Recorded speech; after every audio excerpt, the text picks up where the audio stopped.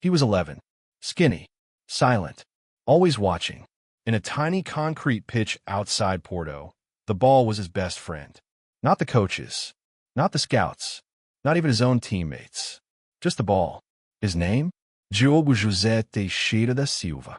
But the world would know him by a single name, Jota. His first club was Gondomar SC, a third-tier side in Portugal's forgotten leagues.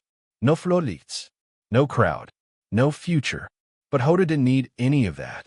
He just needed the ball and space to run. At age 13, he was already scoring goals that made grown men stop and stare. By 15, he was offered a youth contract by Pacos de Ferreira, a tiny Primeira Liga club known for spotting gems and selling them before anyone even knew they existed. But here's the truth. Even they didn't think he'd make it. He wasn't fast enough, wasn't tall enough, didn't speak, didn't shout, but he played like he was born on fire. 2014 to 2015, his first pro season, 19 appearances, 2 goals, quiet numbers. But one goal changed everything. Soccer ball match day 33. Pacos versus Academica. 89th minute. 1-1. Jota gets the ball on the edge of the box. One man in front of him. 2 more closing in. He feints left. Cuts right. Fires. Top corner. Commentators gasped. That night, his name trended on Portuguese Twitter. Clubs started calling. But one club, Atletico Madrid, did more than just call. They signed him for €7 million. And still no one noticed. Except one man, Diego Simeone.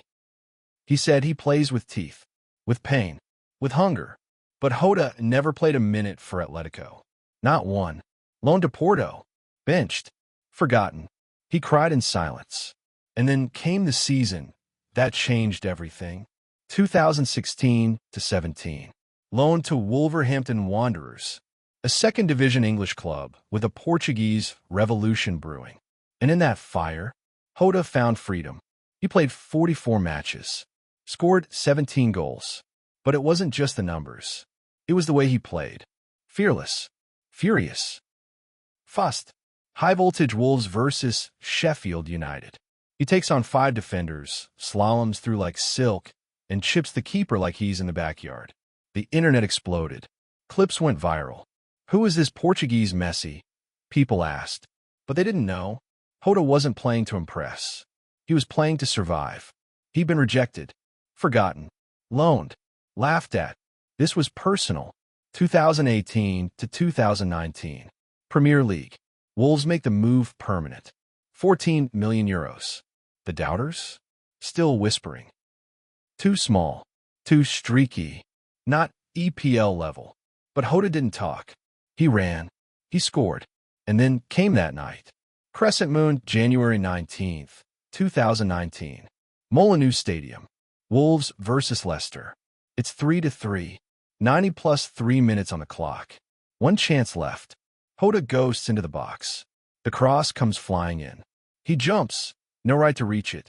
But he does. Hot trick. Game over. Crowd explodes. Tears in his eyes. That goal? It wasn't just a winner. It was a statement. I'm not a bench warmer. I'm a nightmare.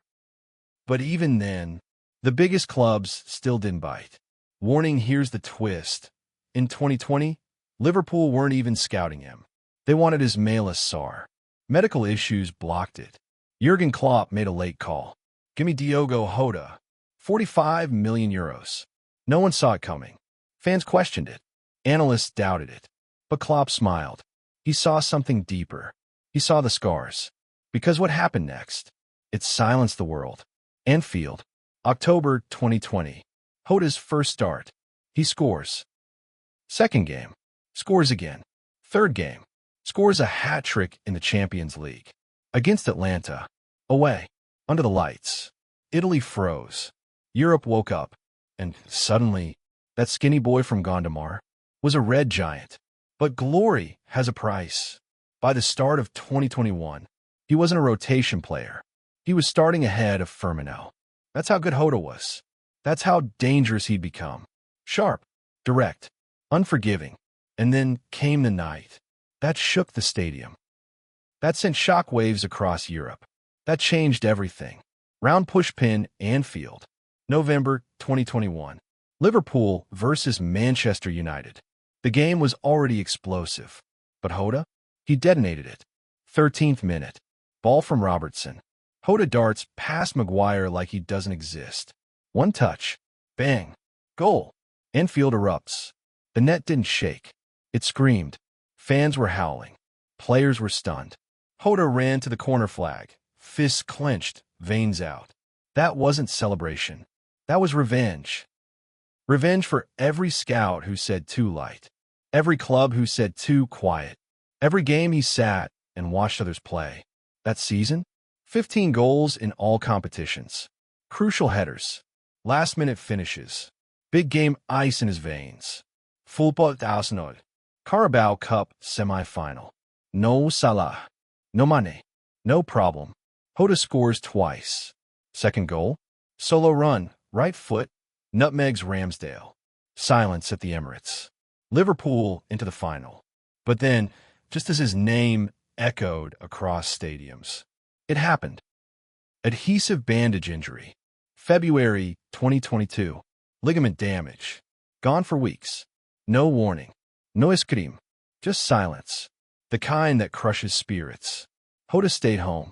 Watched games from the couch. He couldn't sleep. The world was moving. And he was still. But pain has a way of sharpening purpose. And when he came back, he was even more lethal. Round push pin, April 10th. Etihad Stadium. Man City versus Liverpool. Title decider. Jota steps up in the 13th minute.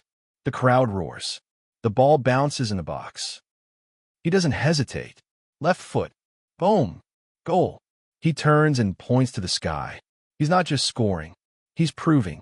That match? 2-2. City survive. But everyone watching saw it. Jota is a weapon. And not just any weapon. He's the kind that finishes you when you're weak. But then, the darkness returned. Warning October 2022. Hamstring tear. Again. Out for months. No World Cup. No Portugal shirt. No anthem. No chance. He sat in a dark room. Alone. His friends were in Qatar. He was in rehab. That broke him. The boy who survived Pacos. The teen who destroyed Wolves. The man who made Anfield sing. Now, he couldn't even jog. He called his father. Didn't say a word. Just cried. Broken heart, but this is where it gets personal. Because Jota? He never had privilege. Never had hype. Never had headlines. He built everything with pain. And this pain? He turned it into purpose. Round push pin, April 2023. Anfield. Liverpool versus Spurs. It's 4-3. 96th minute. Spurs had just equalized. Fans deflated. Draw seemed inevitable. Until Lucas Moura misplaces a pass. The ball falls to Jota. He's on it like a wolf. One touch. Second. Third. Strike. Bottom corner. Goal. Anfield shakes. Jurgen Klopp tears his hamstring celebrating. Fans scream his name. Jota. Jota. And in the chaos, there he stood. Chest out. Eyes to the sky. He wasn't just back. He was reborn. But Jota never wanted attention. He just wanted to matter. And on that day, he did. Yet football is cruel. The very next season, more injuries, more benches, more silence. 2024 came with doubts. Too many forwards, too much rotation, too little faith. But remember, Jota was never anyone's first choice. He was his own last hope. High Voltage Europa League, February 2024. Liverpool versus Toulouse. Jota comes off the bench. No beat up, no spotlight. 2 touches, 1 blast, goal. That night, fans wrote, he's the most underrated killer in Europe. And they weren't wrong. Because Jota isn't just a player. He's a storm in silence. Round push pin, April 2024. Liverpool versus Everton. Merseyside derby. Jota kits Sulvedon. No time, no rhythm. 1 moment, 1 ball, goal. He slides on his knees toward the cop. Every vein in his body screaming, I'm still here. And he is. Still here. Still deadly. Still that skinny kid from Gondomar, who turned every no into noise, Every player has a moment. Where the lights fade, the crowd forgets, the cameras turn.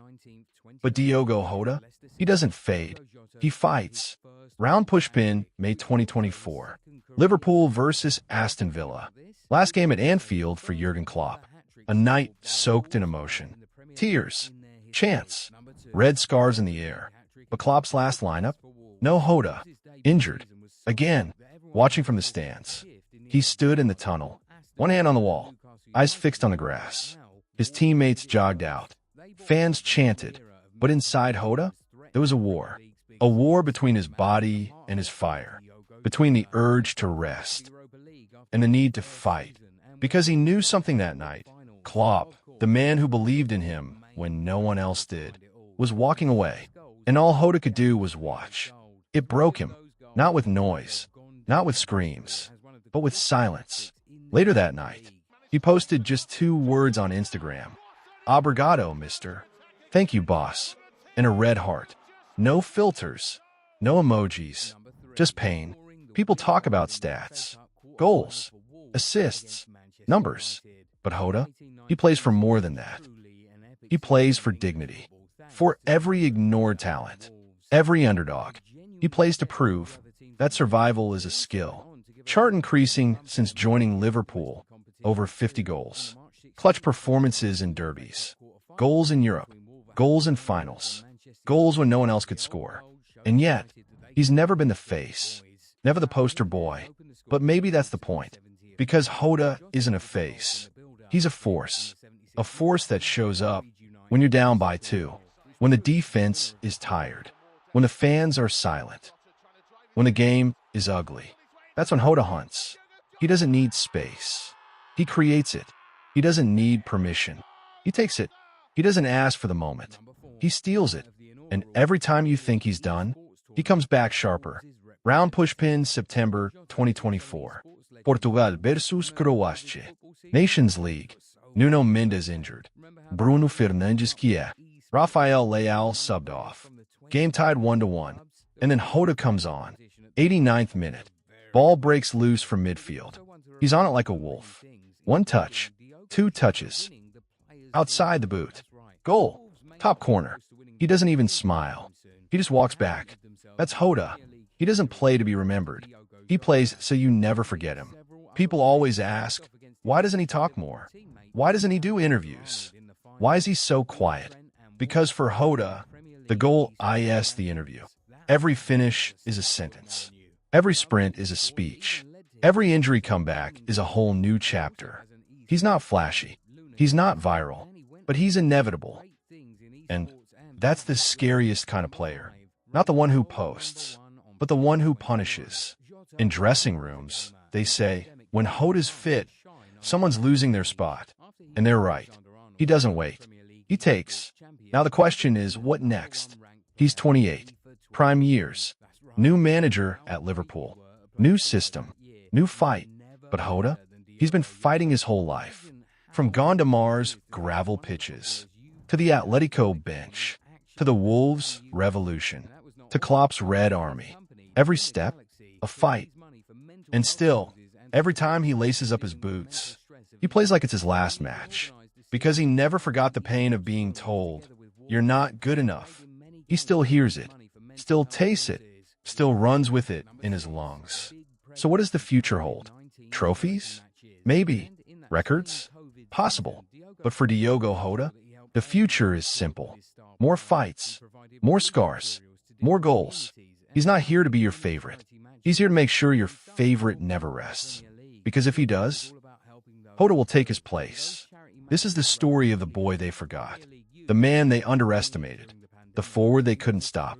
Diogo Jota. The wolf in the shadows. The storm in the silence. The player who turned every maybe into a moment of madness. And if you blink, he'll be behind you. Ball at his feet. Eyes on your goal. Roll credits. No music. Just boots walking off the grass. Because Jota doesn't talk. He finishes. Let me know if you'd